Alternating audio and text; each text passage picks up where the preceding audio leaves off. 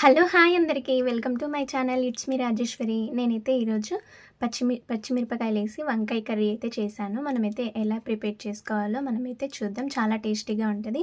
ముందుగా నేనైతే వంకాయని తీసుకొని నీట్‌గా కడుక్కొని మనమైతే ఇలా రౌండ్‌గా కట్ చేసుకోవాలి. ఇలా రౌండ్‌గా కట్ చేసుకున్న తర్వాత ఒక ప్లేట్‌లోకి వేసుకొని తగినంత పసుపు, తగినంత ఉప్పు అయితే వేసుకొని కొద్దిగా వంట నూనె వేసుకొని మనమైతే ఈ వంకాయలని బాగా మిక్స్ చేసుకోవాలి.